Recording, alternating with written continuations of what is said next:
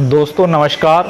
स्वागत है आपका आपके अपने Facebook page CM Jha academy the learning page में और आपके अपने YouTube channel CM Jha academy the learning channel. दोस्तों,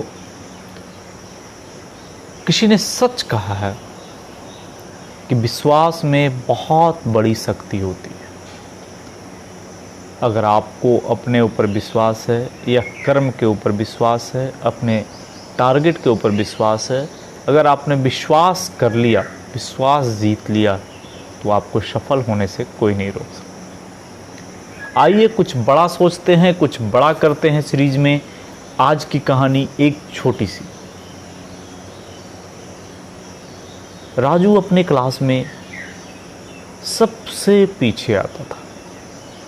पढ़ाई लिखाई में बहुत ही धीमा था। वो अपने स्कूल के दौरान अपने परिवार के साथ एक छोटे से शहर में रहता था। पढ़ाई लिखाई में तो मन लगता नहीं था। अपनी कक्षा में हमेशा फिसड्डी आता रहता था। किसी तरह पास होकर एक क्लास से दूसरी क्लास, दूसरी क्लास से तीसरी क्लास वो बढ़ते जा रहा था। स्कूल के बच्चे से लेकर मोहल्ले के बच्चे सब कोई उसका उपहास उड़ाते रहते थे।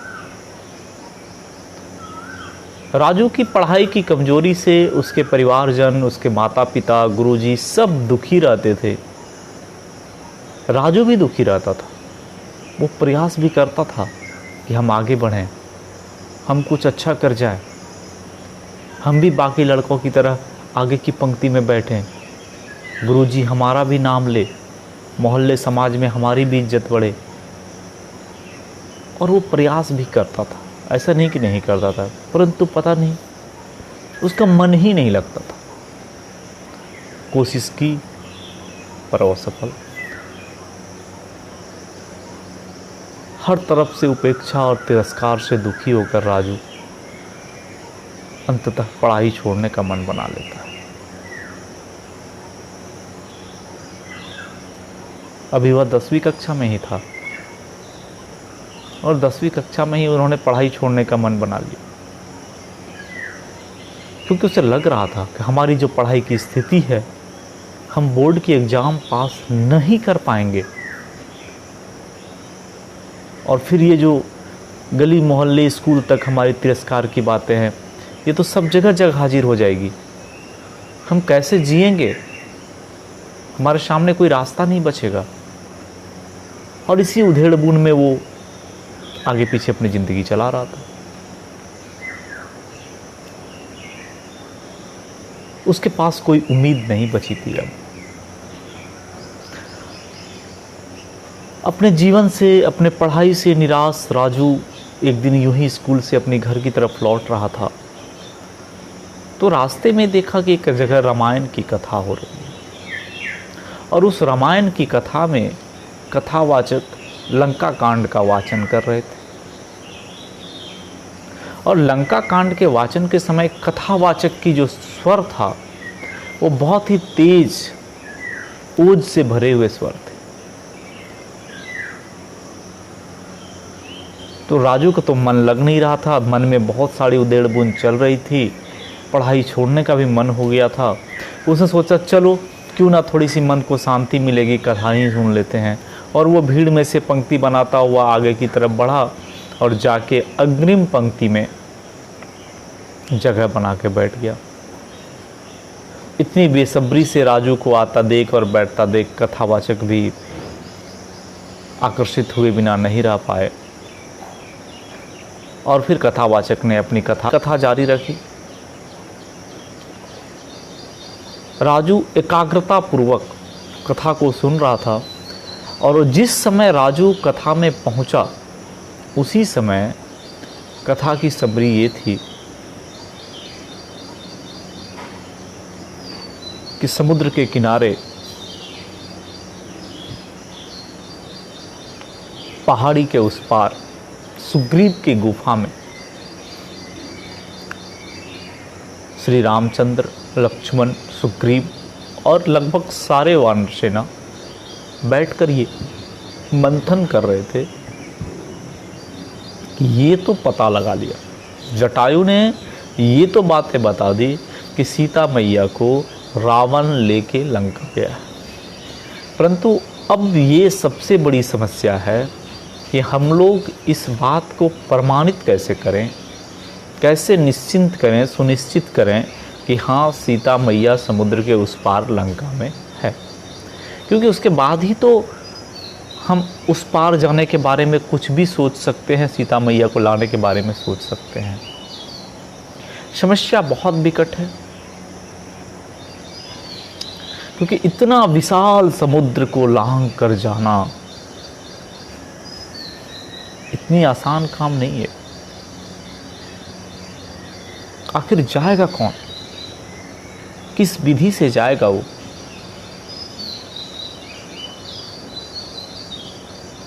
तभी वहां एक शांत स्वर में सुग्रीव की आवाज से श्री रामचंद्र की ध्यान आकर्षित हुए। सुग्रीव ने प्रभु राम से कहा कि हमारे बीच एक ऐसी दिव्य शक्ति है जो समुद्र लांघ कर लंका जा सकता है।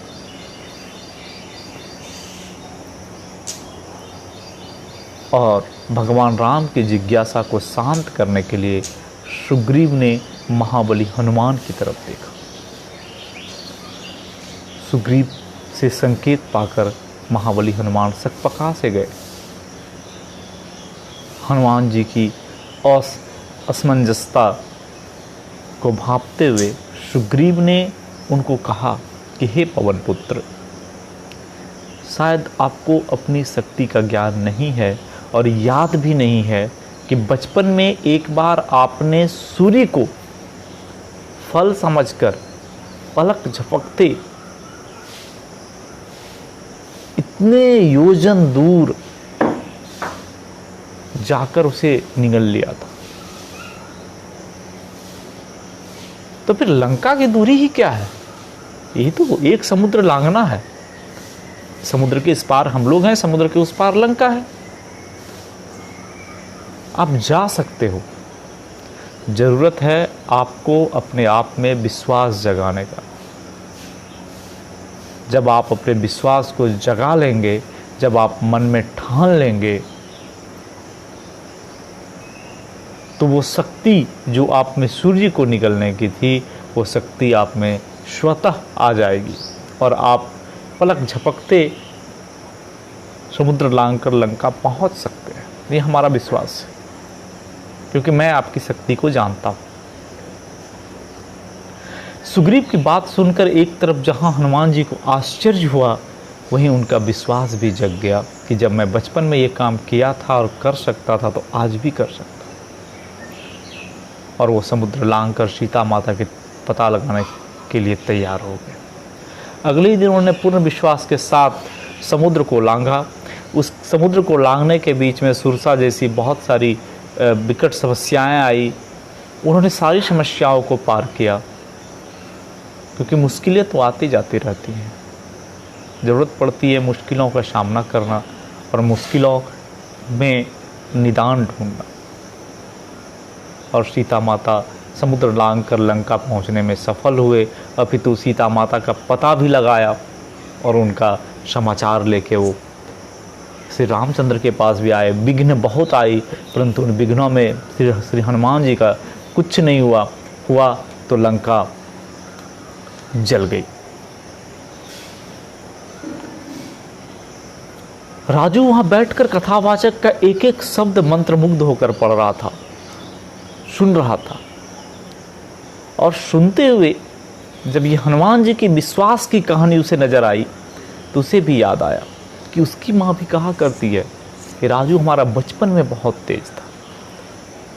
इसे कोई भी चीज़ एक बार बता दो, कोई भी कहानी कोई एक बार सुना दो, बहुत याद रहता था इसको। किसी से भी एक बार मिल ले, फैमिली में, परिवार में, किसी को भूलता नहीं था। ये बड़ा हो के अचानक इसको क्या हो गया? किसी भी क्लास में बचपन में जब इसे पहाड़ा सिखाया जाता था, स्वर वर्ण, व्यंजन वर्ण, अल्फ़ाबेट्स, तो एक बार से दोबारा नहीं पढ़ाना पड़ा कभी। हर चीज़ को ये बाकायदा याद रखता था। और ये अचानक से क्लास बढ़ते गया, राजू धीरे धीरे धीरे कमज़ोरी होता चला गया। ऐसा क्या है, कहीं ना कहीं गलतियाँ हुई है। और उसके आंखों में एक चमक सी आ गई, निराशा के भाव चले गए, उसके शरीर में एक उत्साह और स्फूर्ति का संचार होने लगा। कथा खत्म हुई, राजू तेजी से अपने घर की ओर पहुंचा, क्योंकि उसे सफलता का मूल मंत्र मिल चुका था। वह मन ही मन सोच रहा था कि हनुमान जी ने अपने विश्वास से शक्ति अर्जित कर समुद्र लांघ लिया, तो पढ़ाई कौन सी बड़ी बाधा है। उसी दिन से राजू ने प्रण लिया कि वह ध्यान लगाकर खूब पढ़ेगा और सफलता अवश्य प्राप्त करेगा। उसकी मेहनत रंग लाई। उसके बाद राजू ने मुड़कर कभी नहीं देखा। वो अपनी मैट्रिक की परीक्षा में पूरे स्कूल में अव्वल आया था, पूरे स्कूल में अव्वल। सब आश्चर्यचकित रह गए थे, आखिर ऐसा क्या परिवर्तन आ गया है। जी हाँ, आया और आता भी है। इसके बाद राजू ने कभी पीछे मुड़कर नहीं देखा, जिंदगी में हमेशा अव्वल आता रहा। बस अंततः देश की सबसे प्रतिष्ठित सरकारी सेवा भारतीय प्रशासनिक सेवा में उसका चयन हुआ, और वो आज भी किसी भारत के किसी राज्य में एक IAS ऑफिसर की नौकरी कर रहा है। तो दोस्तों, ऐसे राजू हमारे आपके पास भी बहुत है। ज़रूरत है उन्हें थोड़ी मोटिवेशन की, उन्हें थोड़ी इंस्पिरेशन देने की, उन्हें प्रेरणा देने की, और एक भटके हुए जीवन को रास्ते पर लाने की। शायद आपको हमारी कहानी पसंद आई होगी। अगर पसंद आई होगी तो लाइक शेयर करना मत भूलिएगा। और हाँ, हमारा जो फेसबुक पेज है CM Jha academy the learning page, इसे लाइक फॉलो ज़रूर करिएगा, दोस्तों में शेयर करिएगा। हमारा YouTube channel CM Jha academy the learning channel को सब्सक्राइब ज़रूर कीजिए। वहाँ भी आपको मिलेंगे हर रोज़ सुबह एक छोटी सी मोटिवेशनल इंस्पिरेशनल कहानी, जो हमें और आपको सिर्फ़ और सिर्फ आगे बढ़ने की प्रेरणा देती है, आगे बढ़ने के लिए सपोर्ट करती है। दोस्तों, चैनल को चलाने में, आगे बढ़ाने में आपके मदद की बहुत ज़रूरत है। आप लाइक, फॉलो, सब्सक्राइब, शेयर करते रहिए। ये आपके हमारे लिए सबसे बड़ी मदद है। धन्यवाद। कल फिर मिलते हैं इसी जगह पे एक और छोटी सी कहानी लेकर। तब तक बने रहिए आप CM झा एकेडमी के साथ।